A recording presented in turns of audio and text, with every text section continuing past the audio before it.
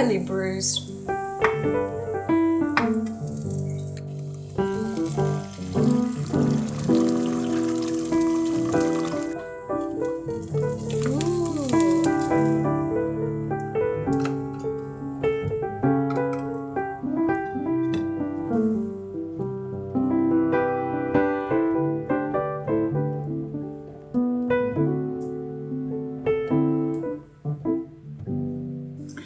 I got this mug from New York, and it has hand-drawn illustration of the New York skyline on it.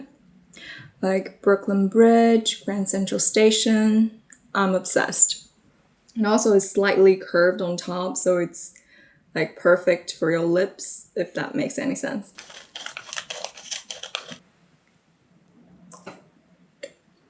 The clock changed last night, which means I had an extra hour of sleep.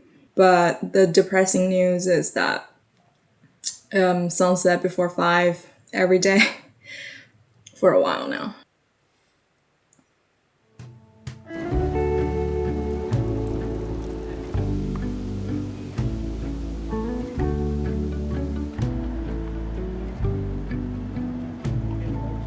Blue sky come bearing up before us. We hang on the hem of your gown. Blue sky come, promise not to leave us. Tarry not to our town. There's a darkness in the valley. Heavy branches crack and split. If we holler, will you hurry?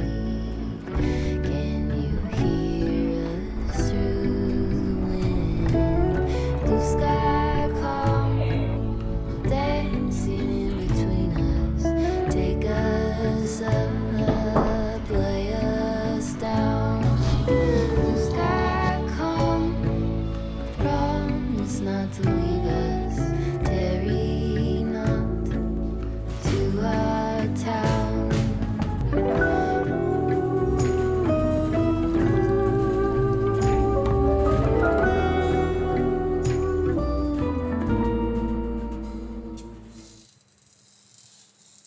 There was a time when I was a student, constantly rushing between classes, pulling late nights over essays, and worrying about what the future might look like. Cooking became my remedy. Every Sunday evening, I put on my headphones, cue up some music, and start prepping a big pot of stew. Usually bolognese. There's something really calming about it. The sound of chopping, the smell of aromatics and olive oil, and being completely lost in the moment. The secret to a rich bolognese is pancetta. It slowly releases all that salty, smoky fat that makes the sauce taste deeper and more complex. Once it's crisp, scoop it out. We'll leave the grease in the pan and use it to brown your beef. Then pour in a splash of red wine. A little for the sauce, a little for the chef. Quality control. Then comes in the tomato paste, a can of tomatoes, and a splash of milk to mellow out the acidity and give it that velvety finish. Add the pancetta back in, a bay leaf or two, some beef stock, and my secret ingredient, a dash of soy sauce. It adds umami and makes people wonder why your bolognese tastes so good. Let it simmer for as long as you can resist, then toss in your pasta, and finish with an unapologetic amount of parmesan on top. That's the kind of meal I crave every fall. Simple, hearty, and made for slow evenings like this. 2 hours later.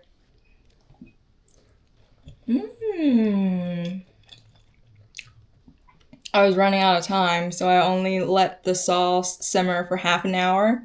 Imagine how good this will be if I let it simmer for 2 hours. It is so good.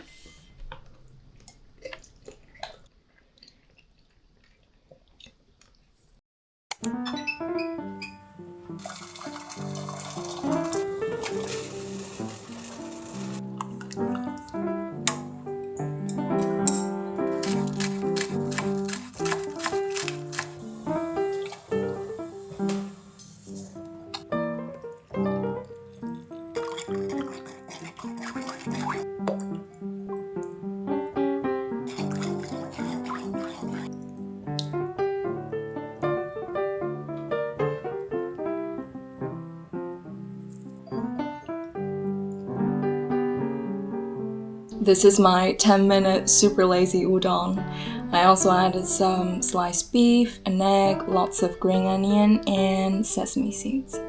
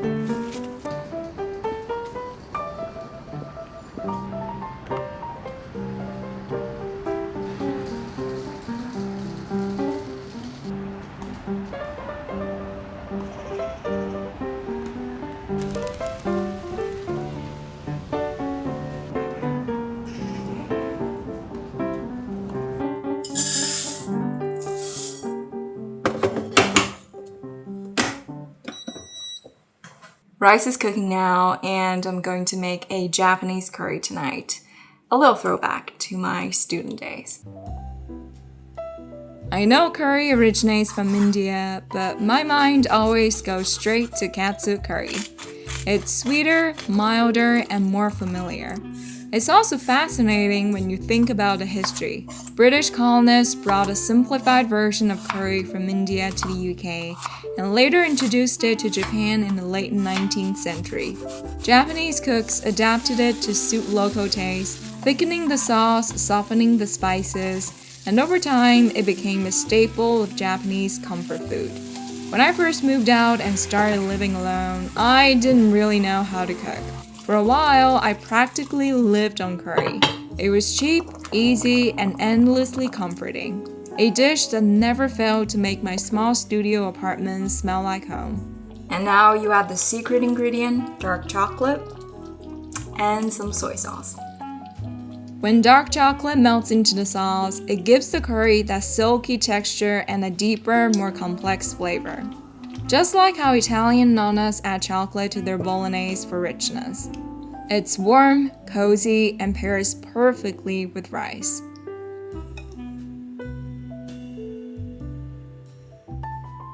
Japanese-style chicken curry. I think I've let it cook for too long. The potatoes are all disintegrated into the sauce, but it's actually quite nice.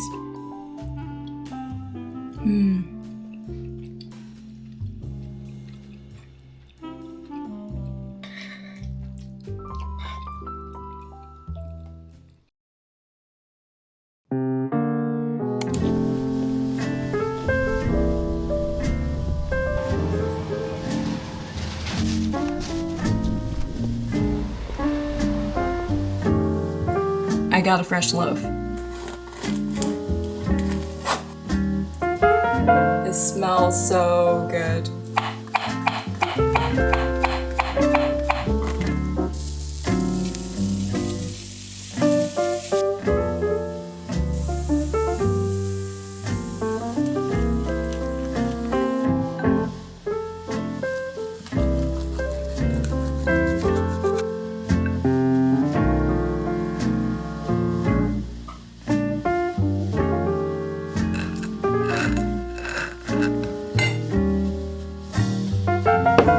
Some thyme or parsley would be perfect right now, but this will do.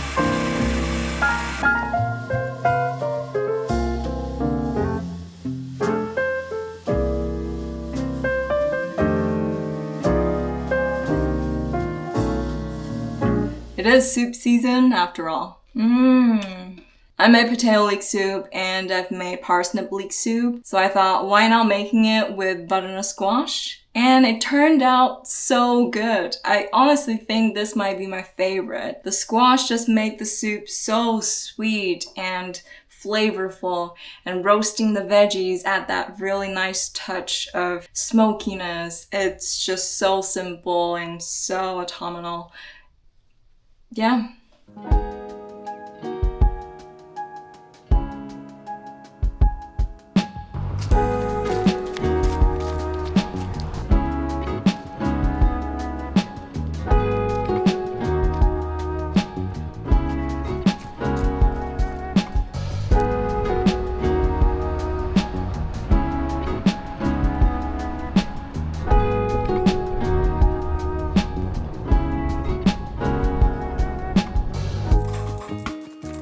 The easiest way to add a little extra flavor to oven-baked chicken is to mix in a spoonful or two of pesto with your spices and olive oil.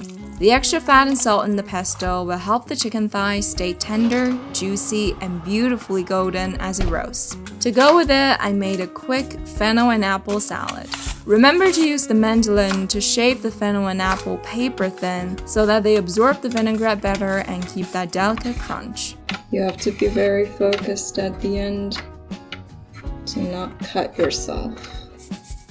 It's bright and slightly sweet from the apple, fresh from the fennel, and nutty from the walnuts.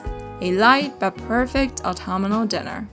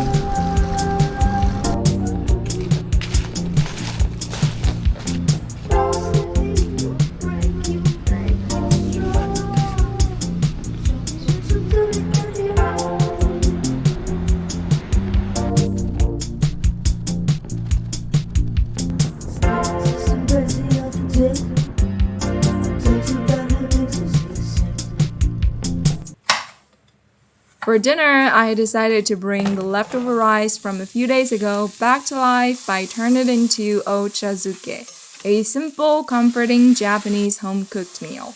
The word literally means soaked in tea. You just pour hot green tea or dashi broth over cooked rice, and it softens into this light, savory porridge. It's such an easy way to make something warm and satisfying out of leftovers. I topped mine with miso mushrooms and a poached egg, just to make it a little more balanced. Egg fried rice is my default way of using leftover rice, but this chaoshan is also very nice. It's a lot lighter and very warm and cozy, perfect for colder months. You can actually taste the very subtle tea flavor in the soup. It sounds kind of weird, but it works really well with the mushrooms and everything.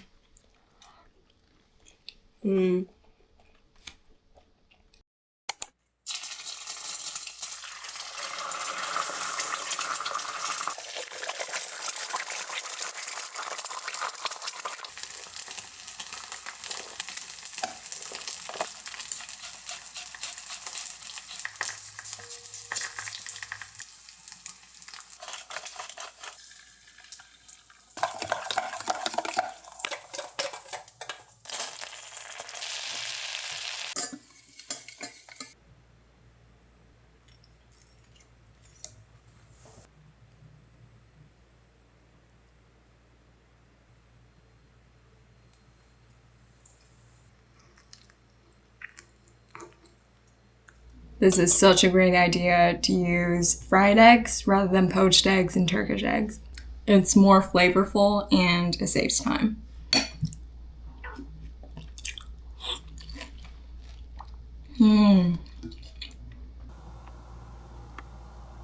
I got some frozen dumplings yesterday because they're on sale. This is the spicy pork flavor. So I'm going to make some hot and sour dumpling soup for lunch. It is noon, by the way, it's just really, really dark. Dumplings are sacred for Chinese people. We eat them on the first day of winter, on New Year's Eve, New Year's Day, pretty much any time there's something to celebrate or remember. And I'm pretty sure every Chinese person will tell you their mom makes the best dumplings, myself included. They're a true labor of love, folding, filling, sealing one by one. But for a quick workday lunch, I went with the frozen kind. Boil them up and turn them into a hot and sour dumpling soup. Simple, fast, and still full of comfort. I think it's slightly risky to eat this at my desk, so fingers crossed I won't spill much.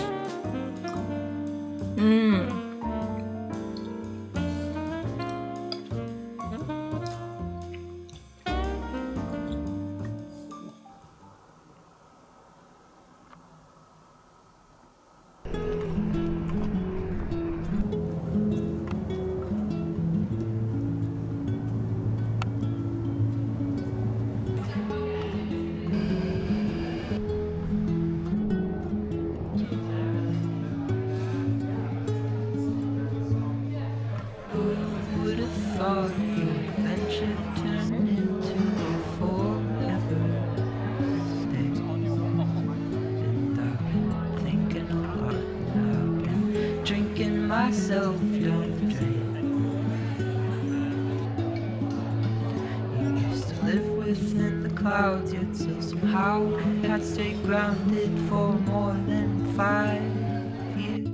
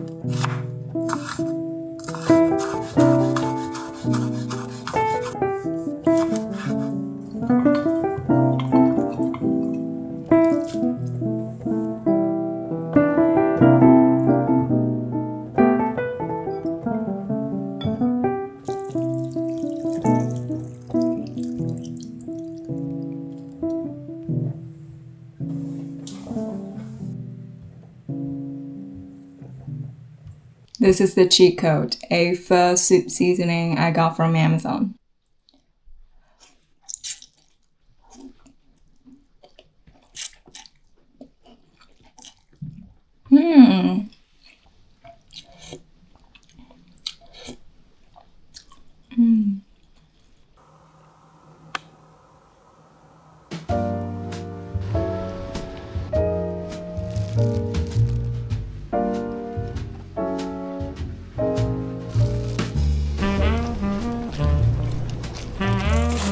I just saw a kid trick-or-treating outside. It's very cute. For tonight, I'm making a chaoshan-style satay hotpot. It originates from the Chaoshan region in Guangdong province in southern China.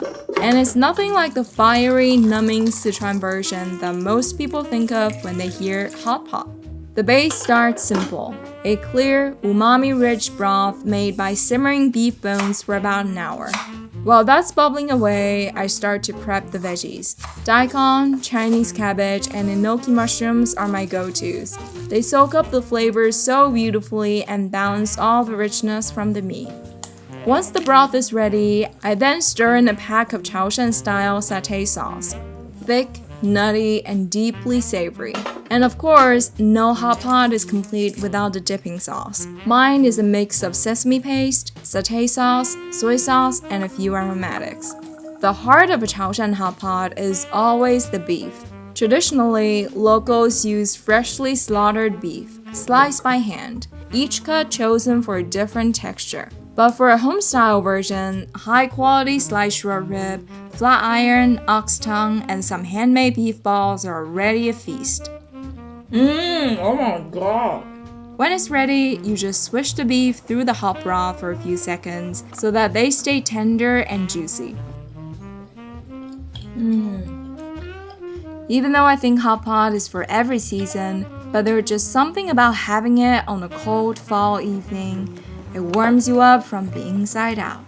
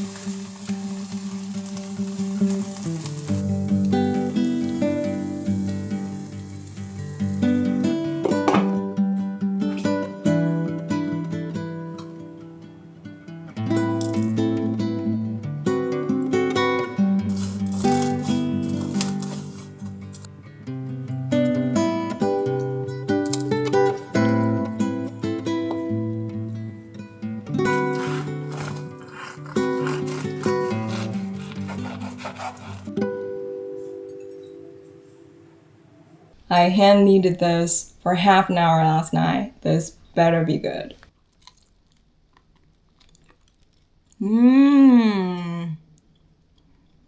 The bacon adds such a nice smokiness and even a little bit of crunch to it. It's so nice.